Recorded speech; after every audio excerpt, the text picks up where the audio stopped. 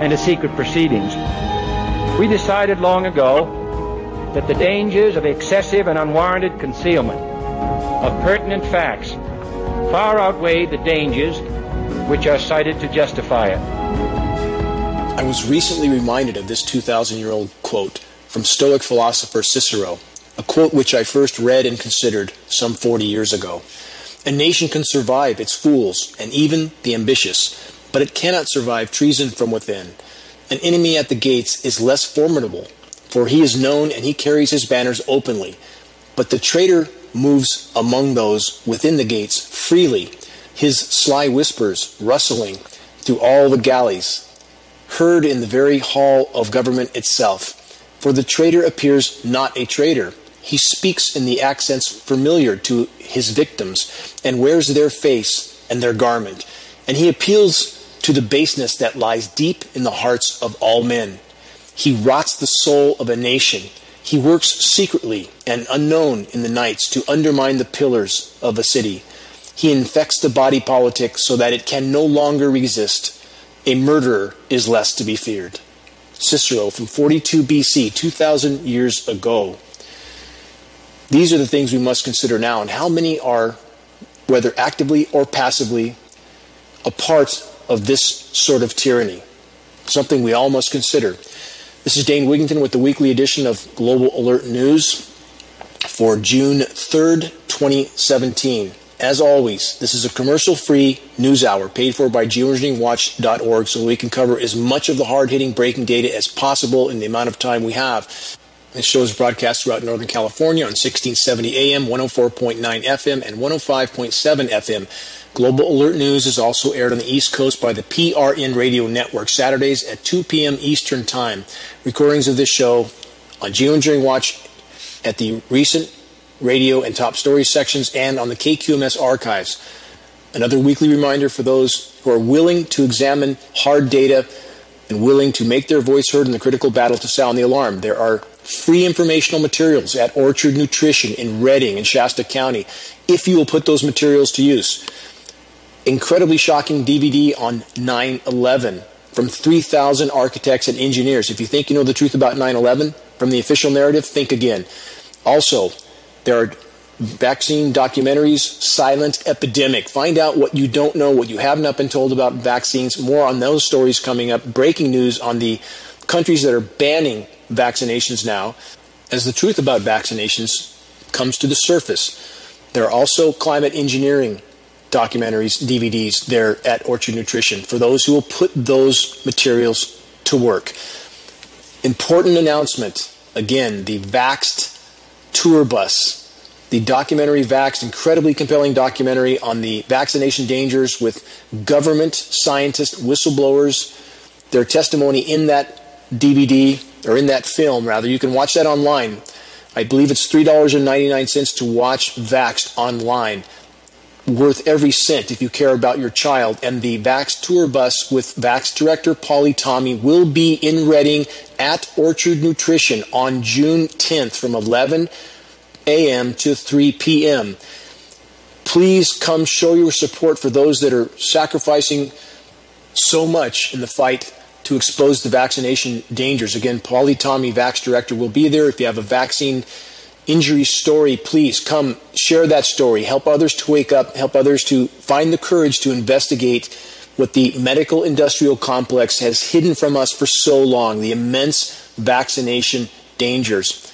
Also today at the Reading Library, June 3rd, from 3:30 p.m. to 5:30 p.m., another free community educational documentary, Take Back Your Power, exposing the extreme dangers from radio frequency exposure. And we're about to go to 5G.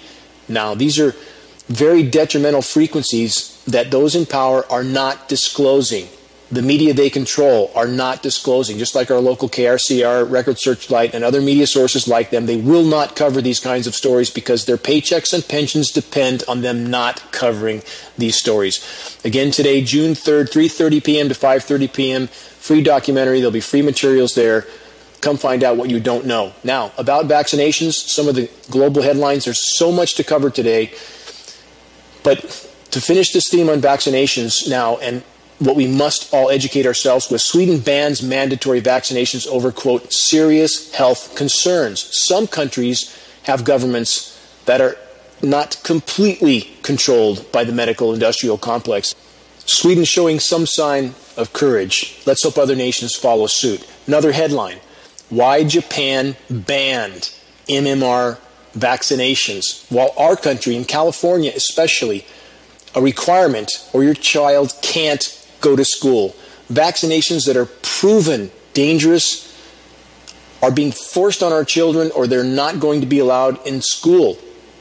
What kind of country do we live in now? And when people share data like this, and I see emails, I'm included on many emails that are sent around in Shasta County and some throughout other people in the country, to lists of people that we are trying to inform. And it's interesting how some of those people on those lists write the sender of such informative emails back and say, please don't include me on this list. Please BCC me, blind carbon copy me.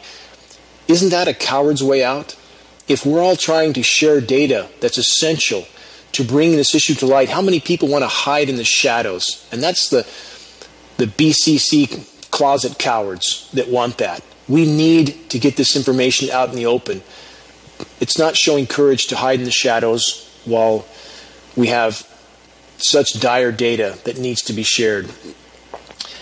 Now on to stories of this last week. There's so many to cover. And what's the latest act in the ongoing power structure political theater of mass distraction? This is very important for people to understand, because from the vaccination dangers to our imploding biosphere to the push for World War III, the power structure is maneuvering rapidly, but they are also very effective at creating drama that distracts the population from what's really going on. We all need to wake up to that fact. And what's the latest major distraction? Before I get to that, and I'm speaking in this case about Mr. Trump pulling out of the Paris Accord and what that's really about. First, I just want to mention, this is an interesting point to consider. Has anybody looked up the definition of Trumpery? It's interesting. If you've never looked it up, take a look. It certainly fits with what we're going through right now. Trumpery. Take a look at your dictionary. And just like the Obamas and the Clintons and the Bushes, all the rest, they're all part of the Trumpery. They're all included. They're just puppets, controlled by those behind the curtain. With that in mind, here's a headline. Donald Trump pulls U.S. out of Paris Accord in crushing blow to climate fight. First, about that headline and about the Paris Accord. The Paris Accord is simply a facade. There was never any real teeth to that accord, never any true facing of reality in that accord, certainly never any mention of the climate engineering assault in that accord. So it's all just a facade to begin with. And Trump pulling out of that accord is also a facade designed to create maximum division and confusion. Trump said this: I'm fighting every day for the great people of this country. He said this at a press conference at the White House Rose Garden. He went on to say this: therefore, in order to fulfill my solemn duty to protect America and its citizens, the United States will withdraw from the Paris Climate Accord. Let's examine the absurdities of this statement. First, in what way is that protecting your country, Mr. Trump? To deny that there's anything wrong with the biosphere? To deny that under your administration, with you simply as the current puppet being manipulated by the power structure, that climate engineering, the most destructive activity ever launched by the human race thus far, and unless we have nuclear exchanges, nuclear cataclysm, which would supersede climate engineering, but mathematically speaking right now, the single greatest threat we face is climate engineering. Have you ever mentioned that, Mr. Trump? And that you're inflicting climate engineering, highly toxic spraying of aerosols into our atmosphere, destroying our ozone layer, disrupting our hydrological cycle, and poisoning every breath we take? Have you done anything to reduce that, Mr. Trump? And the answer is patently no, not at all. In fact, the climate engineering insanity is being ramped up. And the Paris Accord, which never meant anything to begin with, which never had any teeth to begin with, in which there was no point or purpose pulling out other than to create theater and mass division and distraction amongst all those sides of the fence that are all in denial. Every side of the fence is in denial, from the right to the left and everything, most everything in between. I want to read a short message I just got from a government official whom I'm honored to call my friend, whose identity I'm obliged to keep anonymous at this time. He said this: let's see, the Secretary of State is Rex Tillerson, a former CEO of ExxonMobil.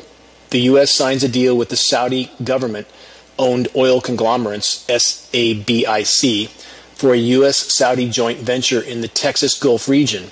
A fracking venture, no less, not to mention the 10-year, $350 billion arms deal with the Saudi kingdom. And now the USA is pulling out of the Paris Climate Conference deal.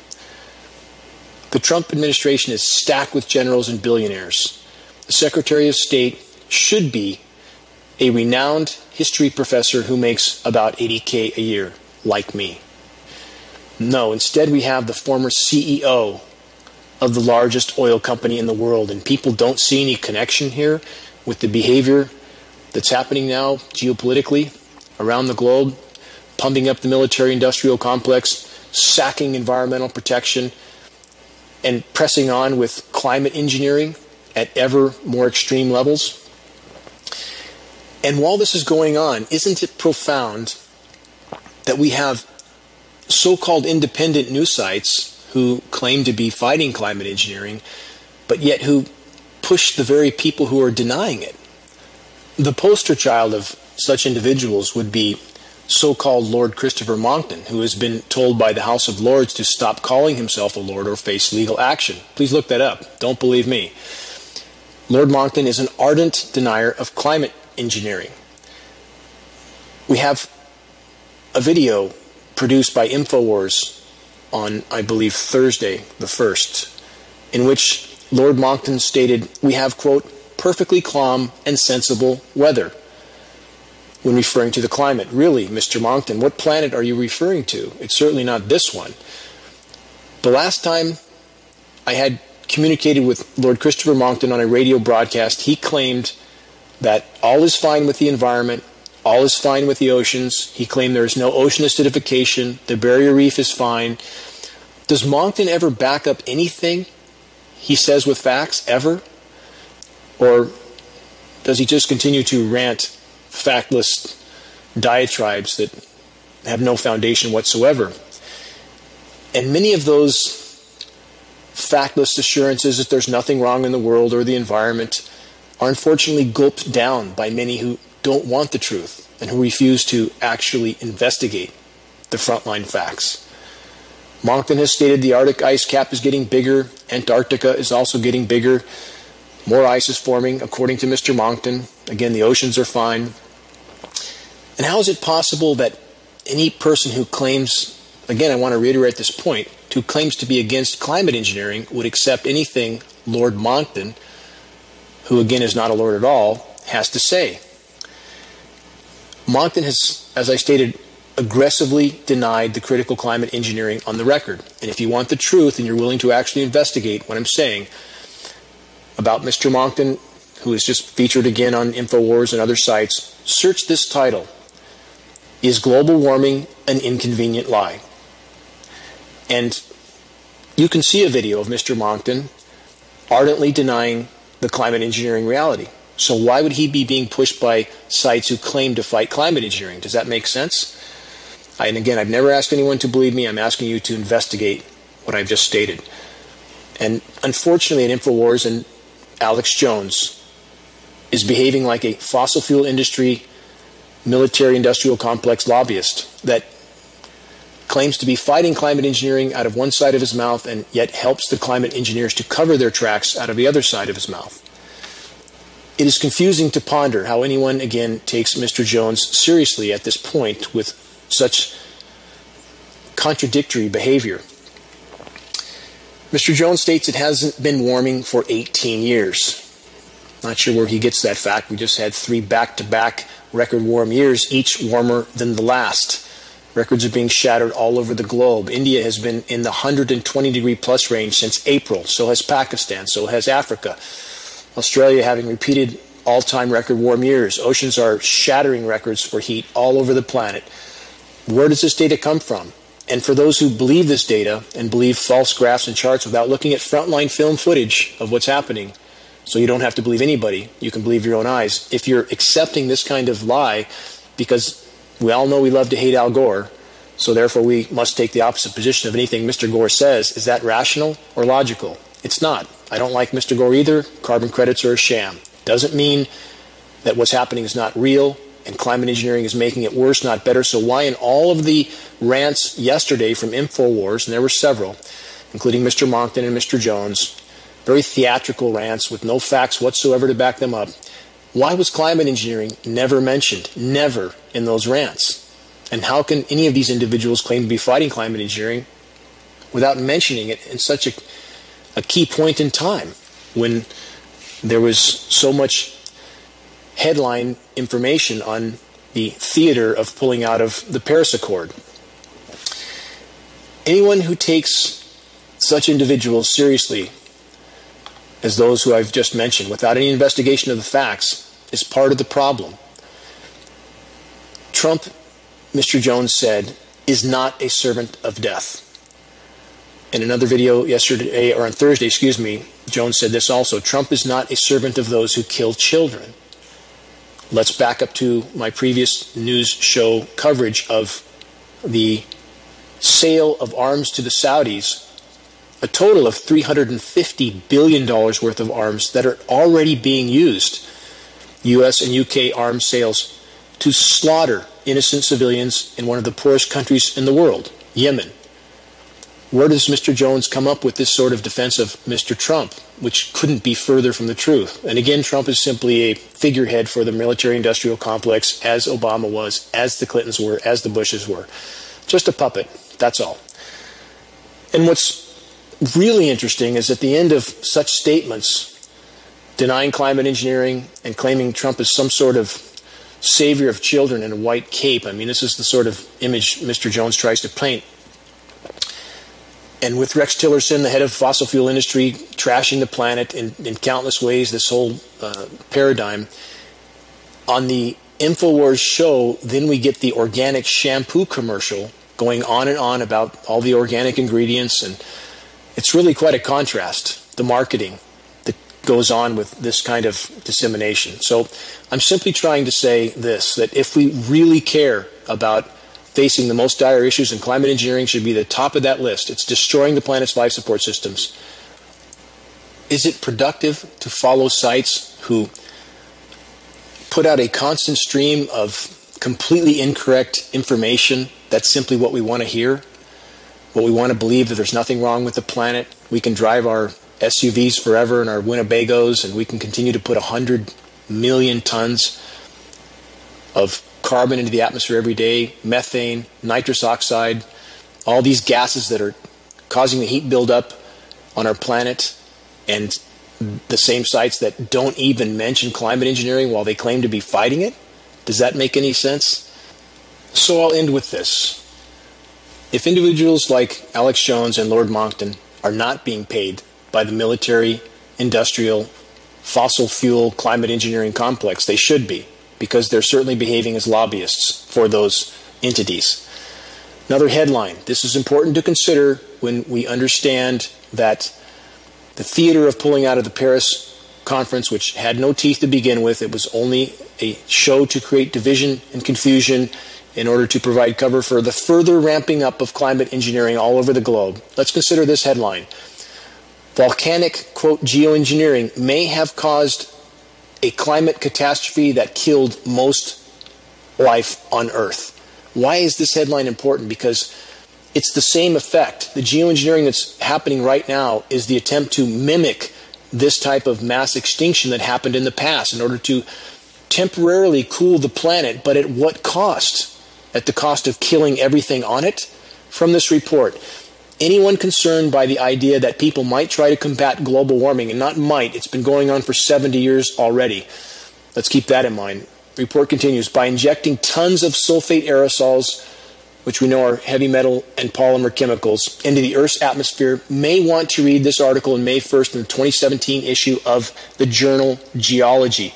From this report, although the gases that were injected in the atmosphere by massive volcanism rather than the burning of fossil fuels and, let's remember, geoengineering programs, they provide a case history that reveals the instability of planetary scale climate dynamics. What's that mean exactly? It means this. When something radical disrupts the equilibrium of the climate, bad things happen. And whether that something radical is extreme volcanic activity, as happened in this previous mass extinction that this report is alluding to, or human activity, including geoengineering, disrupts the climate equilibrium that we had for the last 10,000 years, perhaps one of the most stable periods in Earth's climate ever, bad things happen, and they're happening right now. We are in the 6th great mass extinction right now. This is a mathematical fact that's not disputed. Please investigate. And the rate of species die-off is accelerating radically. By the day, we're up to 300 species of plant, animal, and insect every single day going extinct. That's 15,000 times background rates. That's 1.5 million% of normal. That's not normal, is it? So in summary, let's consider the experiment from which there is no return, that the power structure has long since decided to initiate without the knowledge or consent of the population, planetary geoengineering, filling the sky with thousands of fossil fuel guzzling jet aircraft that spew out tens of millions of tons of highly toxic nanoparticulates into the atmosphere, and then the toxic canopy of heavy metals created is relentlessly blasted with massively powerful radio frequency microwave transmissions. What could go wrong? What could go wrong? And we have all sides of the fence ignoring this glaring elephant in the room above our heads. The left, the right, all ignoring this. Has Trump ever spoken a word of truth about the ongoing climate engineering insanity? No, not a word.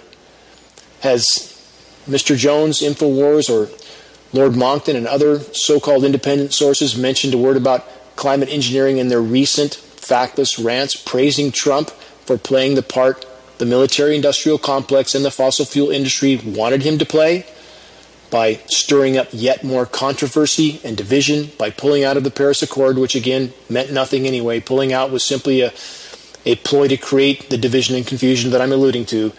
Are any of those praising Trump for his continued loot, plunder, and pillage programs bringing up the climate engineering factor in the equation? The weather warfare assault has been radically ramped up to ever more extreme levels under the Trump facade administration. Why no mention of this from these independent sites that I've spoken about, or the individuals who are towing the line for the military-industrial complex and the fossil fuel industry complex? Why no mention, during all their rants about climate, no mention of the single largest climate-disrupting factor of all? No mention in the recent days. Others are also touting that more CO2 the better. The more CO2 the better. This is a narrative of mindless idiocy, and a reminder for those who have bought this narrative. And from people like Mr. Monckton, who has repeatedly and adamantly denied climate engineering on the record, stated there's nothing wrong with the oceans, nothing wrong with the planet, nothing wrong with the biosphere, nothing wrong with the atmosphere. I would ask this. How can such people who buy this claim to be fighting against climate engineering at the very same time singing praises for the administration that's ramping geoengineering up to ever more extreme levels?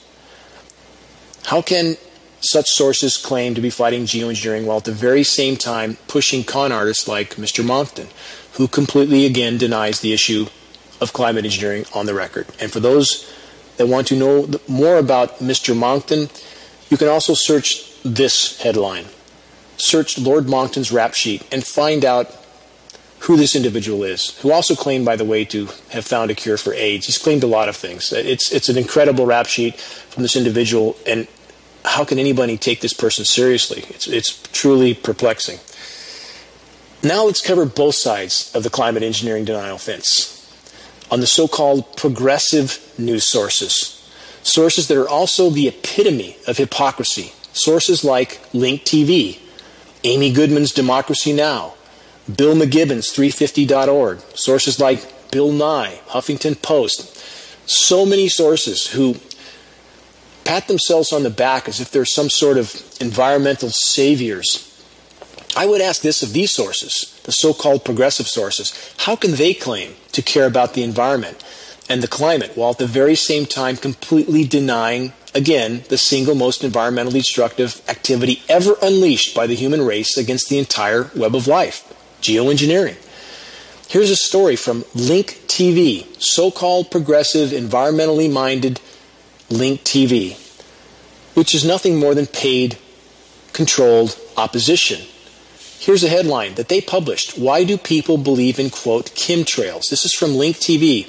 This was a completely factless article that avoided the science terms, which I stress all of us should use. Geoengineering, climate engineering, solar radiation management. This article avoided the climate science terms because they didn't want anybody to find credible data. And this is coming from a so-called environmentally minded news source, Link TV.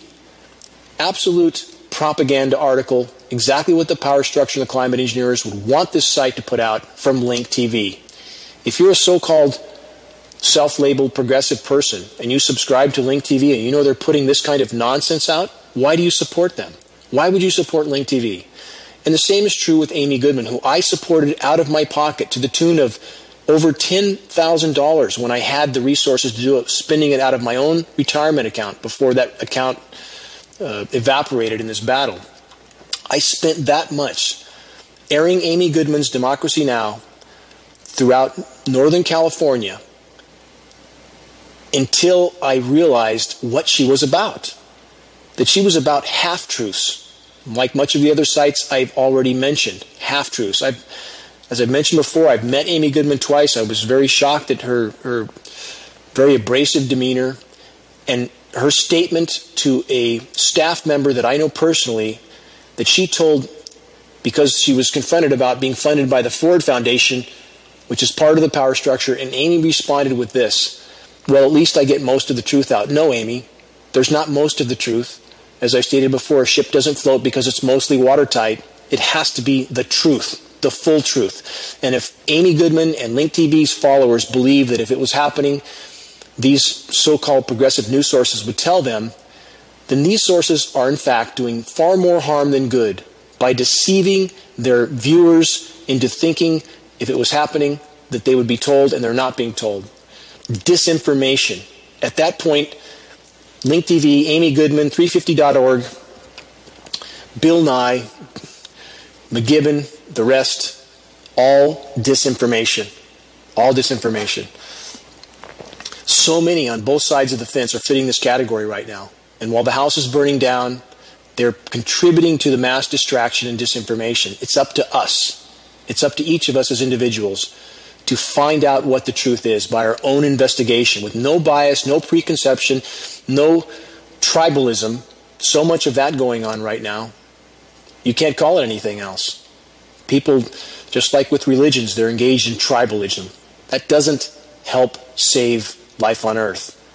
We have to have objective thinking, and we don't have much of that.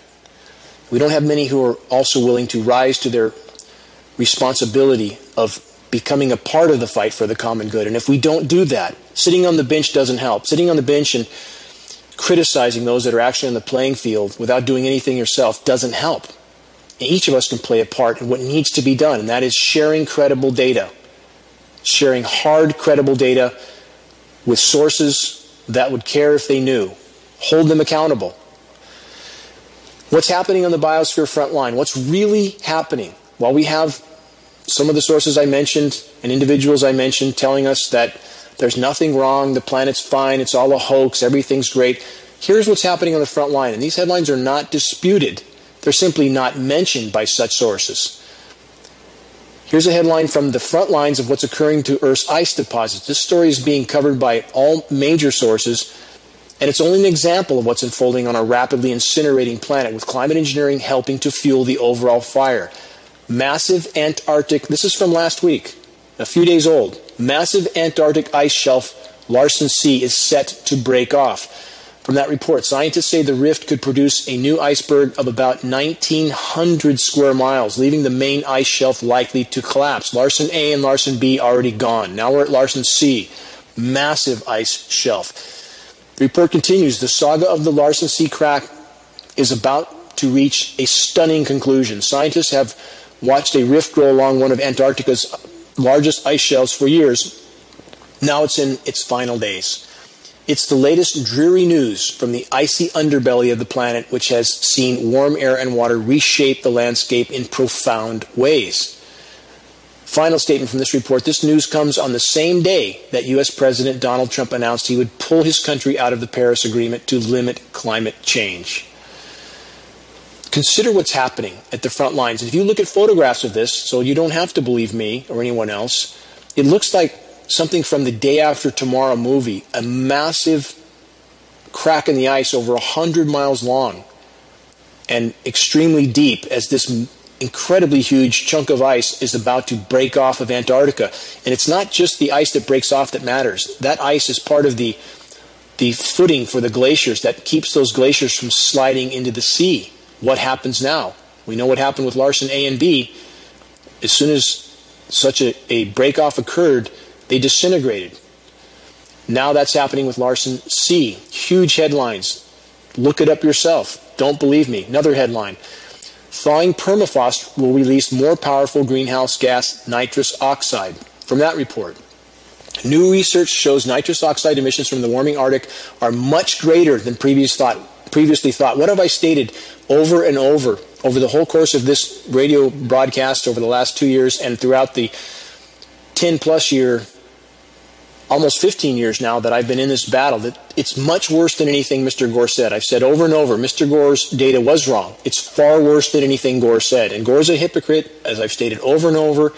I have no love for this individual who, like all the other sites I just mentioned, who claims to be fighting against climate engineering, or climate change, and at the same time owns stocks in the very companies he claims to be fighting.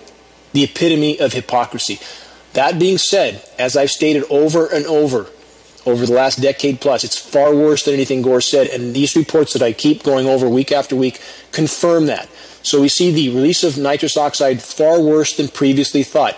The report continues, and this gas will add to climate change and damage the ozone layer. What have I stated in recent weeks' broadcasts also from the NASA engineer that's working for us? The ozone layer is disintegrating. Climate engineering is making that worse, not better. Climate engineering, a huge factor in this equation, not mentioned by this report, of course, because they can't mention it and still keep their doors open. But we have all these greenhouse gases, methane, CO2, nitrous oxide, all contributing to the blanket that's heating our planet. And for those who have convinced themselves this isn't so, I would ask such people, what do you think is warming the planet? What do you think allows the planet to even retain any heat at all? Is it just magic? Or is it greenhouse gases? Which is it? Is there a magic thermostat that keeps the planet at a certain temperature? No. There's factors that allow that to happen, and greenhouse gases are those factors. What happens when you increase the amount of those gases? And no one can rationally deny that they're not increasing. It gets warmer. It starts to trap more and more heat. Climate engineering, creating short-term toxic chemically engineered cooldowns, creating even more heat overall, short-term cooldowns in exchange for a worsened overall warming.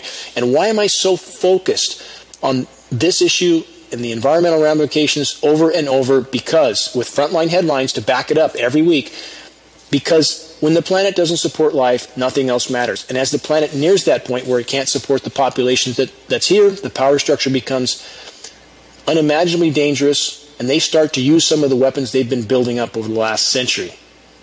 That's where we're at. But it all comes back down to the state of the environment.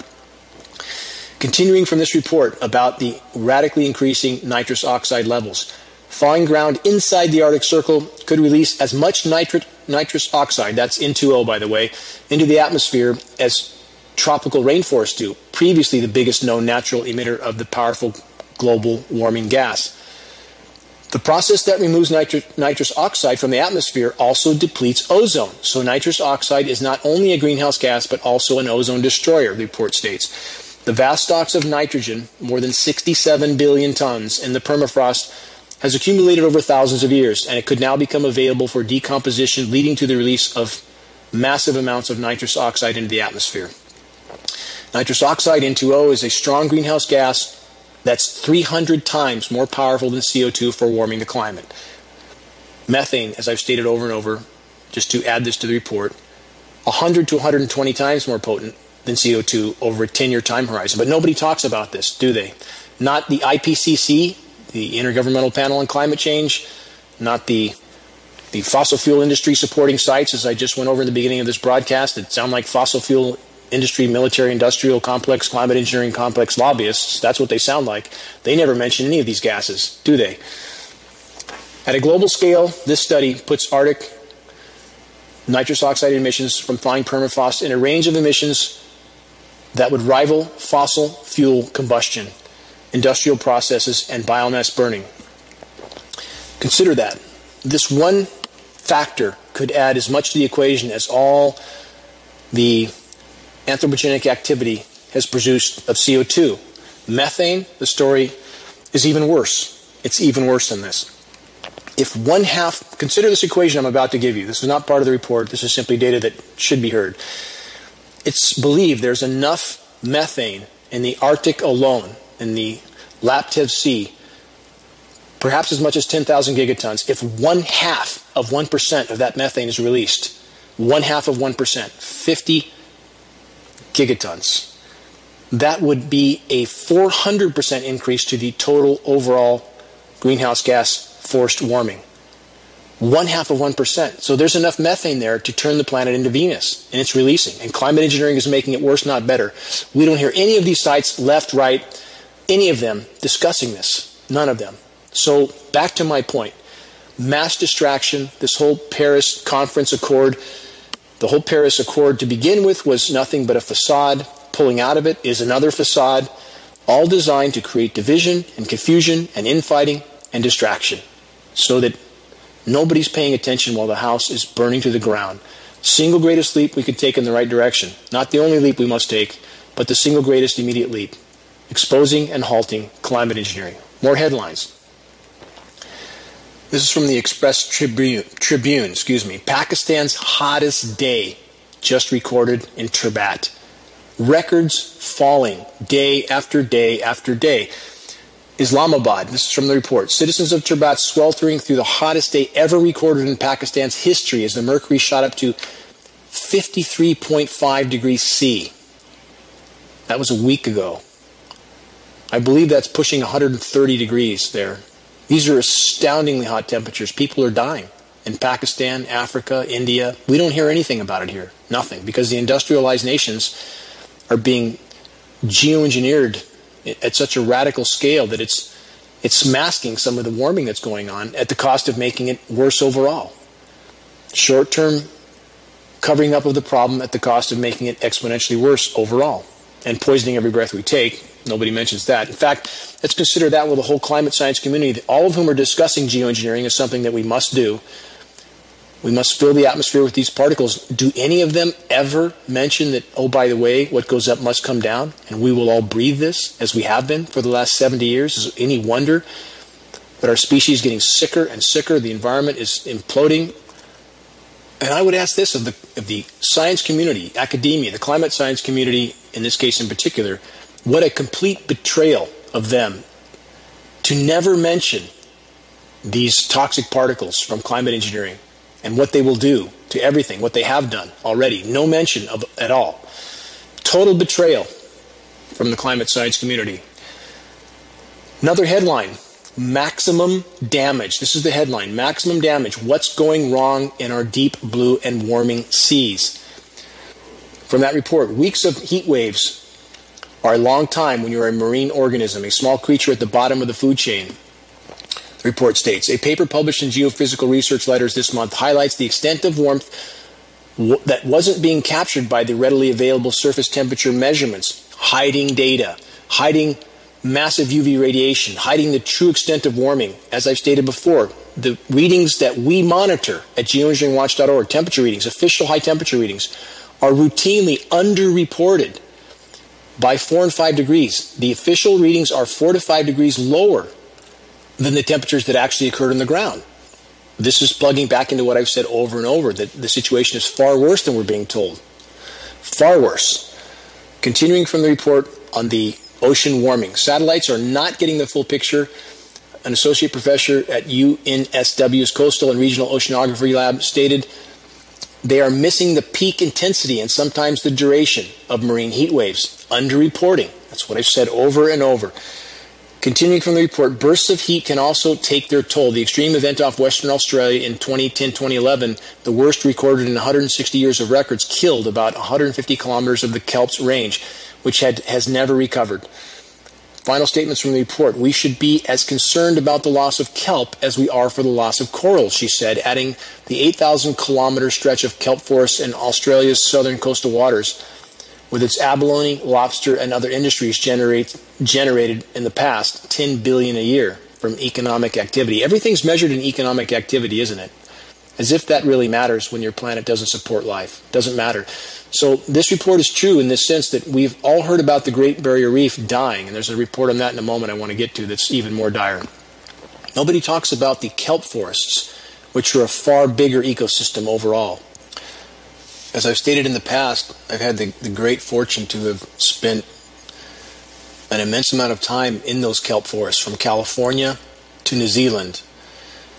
And it's unimaginably beautiful and unimaginably heartbreaking to know that those ecosystems are imploding by the day. I would spend hours alone in those forests, gliding through the shafts of kelp, sometimes rising 100 foot or more up from the seafloor, with light that glistened through those shafts like a medieval forest, and so much life contained within those ecosystems, with every imaginable type of fish, seals, all making those forests their home. And I had camouflage wetsuits to help me blend into that ecosystem so that I could more easily observe the behavior of the life that existed there, and to know that it's completely unraveling is hard to bear. It's difficult to bear. And when I hear people like Lord Monckton claiming it's all fine, when he has no clue, offers no facts, that has never been where I've been or seen what I've seen and what others are trying to report from the front lines, that's criminal.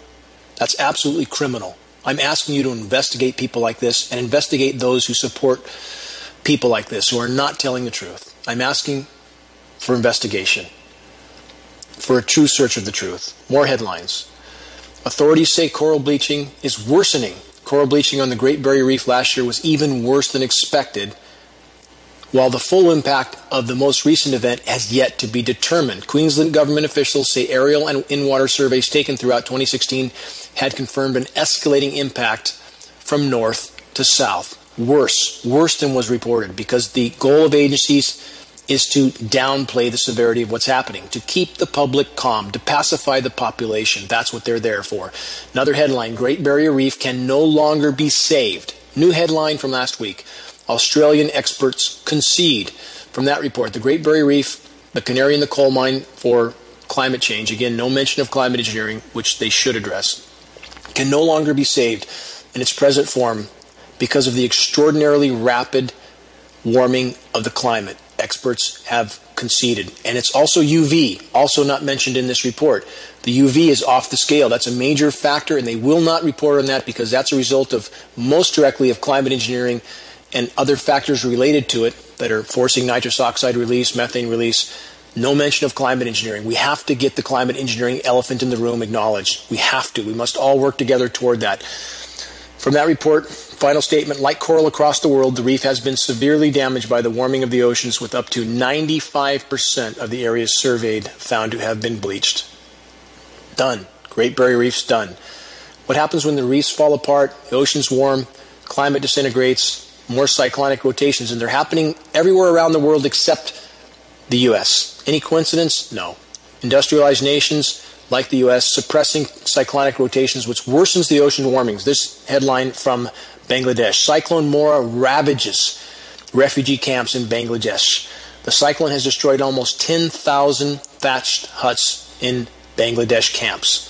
We don't hear about that in the U.S., do we? Thousands of houses in the refugee camps have been damaged as severe cyclone storm battered Bangladesh's coastal areas. Cyclone Mora made landfall on Tuesday morning, this is last Tuesday, with heavy rains and winds. Almost 10,000 homes destroyed. That's touched. Most of the temporary houses in the camps have been flattened. No coincidence with that. This is weather warfare, slaughtering those who are the most vulnerable. And this is not to say that if climate engineering wasn't going on, we wouldn't have events like this. Not at all. We're going to have cataclysmic events if and when we can stop climate engineering because of what's called double catastrophe scenario. When you start climate engineering and you inflict this kind of intervention for 70 plus years, you build up immense pressure in the system that has to be released on top of all the other anthropogenic activities. So we are truly in a corner at this point, with climate engineering making it worse by the day. Another headline, 1 million African migrants may be en route to Europe, says former UK envoy. Warning comes as EU struggles to stem the flow of migrants throughout the Mediterranean to deal with appalling conditions in detention camps. Lots of reason for the migrants. When you bomb countries, when you destroy the Middle East, when you wipe out infrastructure, you create massive refugee problems. And then what's the U.S. do? And other Western countries, they wash their hands of what they created themselves. Same with the climate engineering, creating drought in Africa. For how long? You get more rain on a warming world, not less. You must have more rain unless there's a factor that's not being acknowledged. That factor is climate engineering. Doesn't mean there's not deluges, lots of deluges, and there will be more deluges as the pressure builds up in the system. But climate engineering overall is thwarting the Earth's hydrological cycle and creating more drought than deluge. Although both exist, don't think dichotomously. It's not just this or that. It's all the above. What's NASA doing? As I've covered some about NASA in recent articles and their continued deception in so many arenas, NASA to release artificial clouds above Maryland. Wonderful. Let's experiment with the weather more, as if the climate's not already decimated enough. From that report, a space weather experiment should be visible in Maryland as NASA launches a rocket to create colorful clouds. They make it sound so benign, don't they? The report continues. It's caused by the bombardment of highly energized particles from the sun striking the Earth's protective magnetic field. This week, NASA hopes to study these particles over the mid-Atlantic by creating a kind of artificial aurora. Let's just experiment with the atmosphere until it no longer functions. NASA is a branch of the military-industrial complex. They're a part of the cancer. That's all they are. They do whatever they want because they can, because we let them. If we continue to let them, we're not going to be here much longer. Another headline, key greenhouse gases higher than at any time over the last 800,000 years. These are hard frontline facts. They're real. They're a part of the problem. Climate engineering is making it worse, not better. From that report, the most recent comprehensive collection of atmospheric greenhouse gas measurements confirm the relentless rise of many of the most important greenhouse gases, the most devastating, as I already mentioned, not just CO2, but CH4, methane, and nitrous oxide as well. The data shows that today's aggregate warming effect of CO2, CH4, and nitrous oxide is higher than at any time over the last 800,000 years, according to ICE core records. These are facts. These are frontline facts. Not about Al Gore, about facts. Climate engineering making it worse. Overall, short-term toxic cool-downs at the cost of shredded ozone layer, completely contaminated surface of the planet, disrupted hydrological cycle, disrupted upper air currents, disrupted ocean currents. Now we have warm water pumping into the Arctic. That's thawing methane. That's migrating through the water column to the sea surface, entering the atmosphere, adding to the blanket of greenhouse gases. The shredded ozone layer releases lethal UV radiation that has a very penetrating heat. You can feel this on any surface if the sun's fully exposed now. It's not your imagination if the sun feels warmer. It is radically warmer. I'll have more reports from the NASA engineer that's working directly with GeoEngineeringWatch.org soon. I'll try to get frontline data out as fast as I can, but we need to understand that this is real. What's happening to the biosphere is real. And because a few would appear to be paid actors from certain sources tell us it isn't so, and we want to believe that, that doesn't make it not so.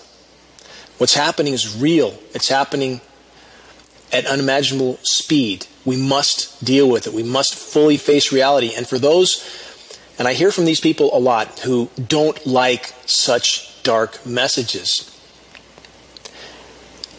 As I've stated before, how do you avoid traffic when you're in the freeway and you want to turn your back to it? Do you sit in your lawn chair with your back to traffic? How is that going to save you? You have to face reality. You have to face traffic if you're to have any chance of surviving. You can only deal with reality by facing it fully, not halfway, not with sites like Democracy Now! And Link TV and all the other ones I mentioned that are from different directions, not telling the truth. Not telling the truth. Different ideologies with different followers who want to believe different things, none of them willing to face reality on all sides of the fence. This is what's occurring. It must stop. There must be a uniting of the tribes to facing reality and dealing with the largest priority issues first, or we have no chance.